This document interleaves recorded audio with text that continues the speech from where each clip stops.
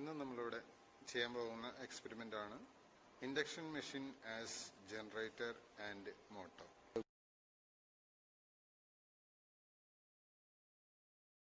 ഉപയോഗിക്കുന്ന അപ്പാരറ്റസുകൾ ഏതാണെന്ന് നോക്കാം. വോൾട്ട് മീറ്റർ, MIയുടെ 0 to 500 വോൾട്ട് മെഷർ ചെയ്യാവുന്ന ഒരു വോൾട്ട് മീറ്റർ വേണം. MC-യുടെ 0 to 500 വോൾട്ട് മെഷർ ചെയ്യാവുന്ന ഒന്ന് വേണം. അതുപോലെ തന്നെ MC-യുടെ 0 to 250 വോൾട്ട് മെഷർ ചെയ്യാവുന്ന ഒരെണ്ണം വേണം. അമീറ്റർ MIയുടെ 0 to 10 ആംപിയർ കപ്പാസിറ്റിയുള്ള ഒരെണ്ണം വേണം. 10 ആംപിയർ കപ്പാസിറ്റിയുള്ള രണ്ടെണ്ണം വേണം. അതുപോലെ തന്നെ watt meter 250 volt 10 ampere UPF ഒരെണ്ണം വേണം. റിയോസ്റ്റാറ്റ് ഒരെണ്ണം 272 ഓം 1.7 ആംപിയർ, സ്റ്റോപ്പ് വാച്ച്, ടാക്കോമീറ്റർ, കൂടാതെ TPST സ്വിച്ച് ഒരെണ്ണം, SPST സ്വിച്ച് ഒരെണ്ണം കൂടെ വേണം. മെഷീൻ ഓൺ ചെയ്യുന്നതിന് മുമ്പ് DC മെഷീൻ്റെ ഫീൽഡ് റിയോസ്റ്റാറ്റ് മാക്സിമം പൊസിഷനിൽ വെക്കണം. DPST, SPST ആൻഡ് TPST സ്വിച്ചുകൾ ഓപ്പൺ പൊസിഷനിലായിരിക്കണം. ഇതാണ് നമ്മുടെ റോട്ടർ റെസിസ്റ്റൻസിൻ്റെ മെക്കാനിസം. ഇത് ഇനീഷ്യൽ സ്റ്റേജിൽ ലെഫ്റ്റ് സൈഡിലേക്ക്, മാക്സിമം ലെഫ്റ്റ് സൈഡിലേക്ക് ആൻറ്റി ക്ലോക്ക് വൈസിൽ തിരിച്ച് വെക്കേണ്ടതാണ്. അതായത് റെസിസ്റ്റൻസ് അപ്പോൾ ഹൈ റെസിസ്റ്റൻസ് ആയിരിക്കും.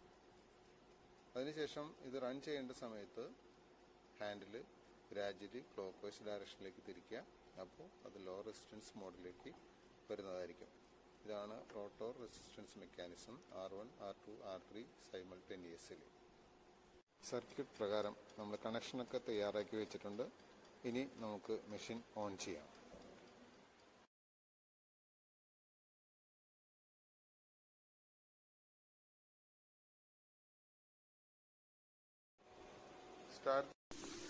Switch on the three-phase supply by closing the TPST switch.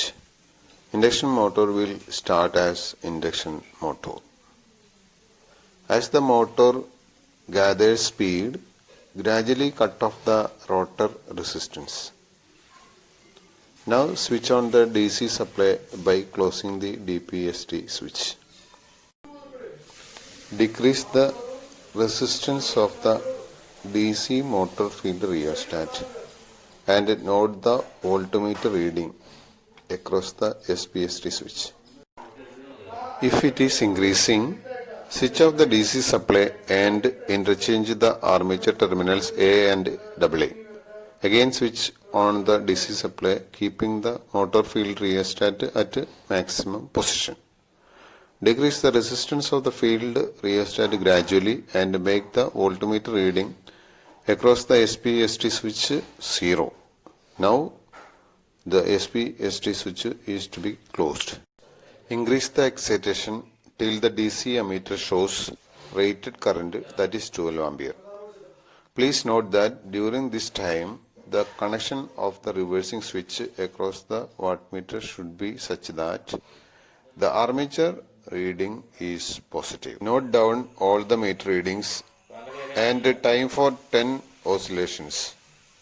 Now decrease the excitation in steps for different values of DC ammeter and note all the readings each time.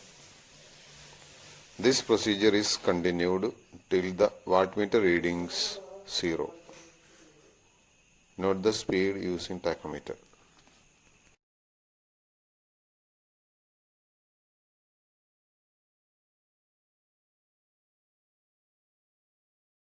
If the excitation is again decreased, induction machine will be in generator mode.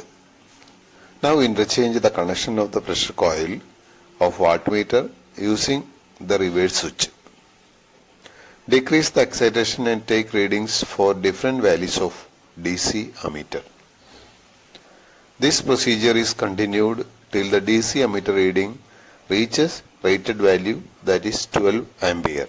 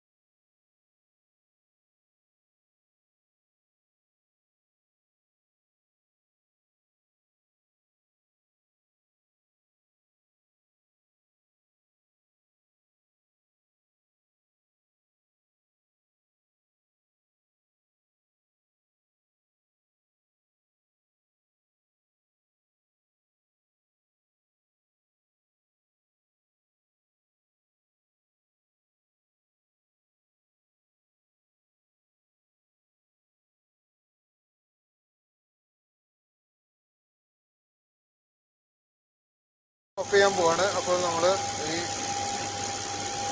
മീറ്ററിൽ 0 റീഡിങ്ങിലേക്ക് കൊണ്ടുവരിക. Switch open ചെയ്യുക.